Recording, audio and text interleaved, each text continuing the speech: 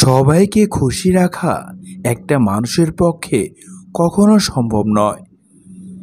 তাই সবাইকে সুখী রাখার চিন্তা মাথাতে থাকলে তা সরিয়ে ফেলাটা বুদ্ধিমান বা বুদ্ধিমতীর কাজ।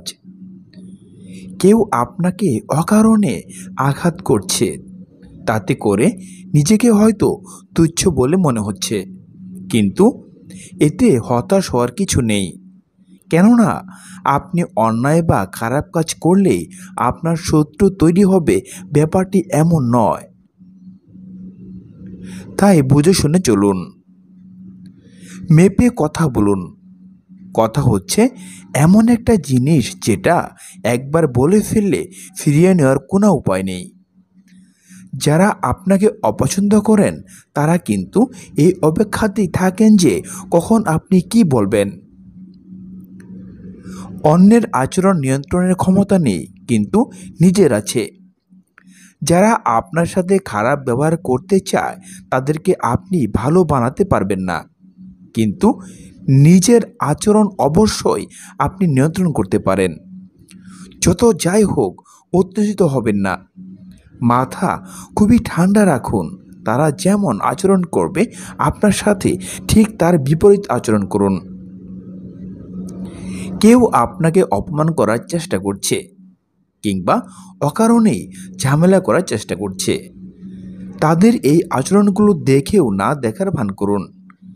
কেউ আপনাকে তখনই অপমান করতে পারবে যখন তার কৌশল বা চেষ্টা আপনি দেখবেন এবং প্রতিক্রিয়া দেখাবেন। একজন ভালো মানুষ কখনো অন্যকে অপমান করার কথা চিন্তা করে না। এগুলো কেবল তারাই চিন্তা করে যাদের মন খুবই ছোট। তাই কেউ আপনাকে অপমান করার চেষ্টা করছে বলে নিজেকে দোষী ভাববেন না। কেউ খারাপ ব্যবহার করলেই কি পাল্টা খারাপ ব্যবহার করতে হবে? আপনি তো তাদের মতো নন, আর তাই তাদের মতো আচরণও করবেন না। বরং সম্ভব হলে খুবই ভালো ব্যবহার করুন। এতে হয়তো তারা একটু হলেও লজ্জা পেতে পারেন আর অন্যায় চেষ্টা থেকে সরে আসার চেষ্টা করতে পারেন। যারা অপমান করার সুযোগ করছেন তাদেরকে নিজের কোনো দুর্বলতা বা ত্রুটির খোঁজ দেবেন না। নিজের কাজ ও দায়িত্ব সঠিকভাবে পালন করুন। তারা আপনার দোষ খুঁজে না পেলে অপমান করাটা একটু শক্ত হয়ে দাঁড়াবে। মানুষকে উপহাস ও বিদ্রূপ করা এবং অপমান করা খুবই কুৎসিত কাজ এবং বড় গুনাহ। এর মাধ্যমে মুমিন ব্যক্তিকে অসম্মান করা হয়ে থাকে। অথচ পবিত্র কুরআনে মহান আল্লাহ তাআলা বলেছেন, সম্মান কেবল আল্লাহ, তার রাসূল ও মুমিনদের জন্য। আর তাই মুমিনদের প্রতি যে কোনো অসম্মানজনক কাজ থেকে বিরত থাকতে হবে।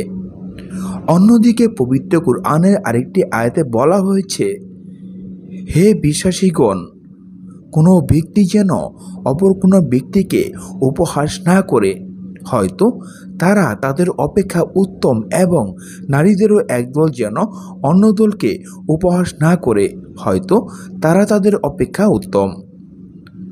তোমরা নিজেদের মধ্যে একে অপরের ত্রুটি অন্বেষণ করবে না এবং কাউকে কদর্শ নামে সম্বোধন করবে না, কারণ বিশ্বাস স্থাপনের পর কাউকে কদর্য নামে ডাকা গর্হিত কর্ম।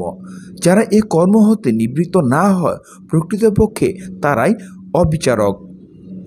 নবী করিম সাল্লাল্লাহু আলাইহি সাল্লাম বলেছেন, একজন উপহাসকারীর জন্য বেহেশতের দরজা খুলে দেওয়া হবে এবং তাকে বলা হবে, এসো। সে তার দুঃখ ও অসহায়ত্ব নিয়ে সামনে অগ্রসর হবে এবং যখন সে ভেতরে প্রবেশ করতে চাইবে তখনই তার সামনে বেহেশতের দরজা বন্ধ হয়ে যাবে।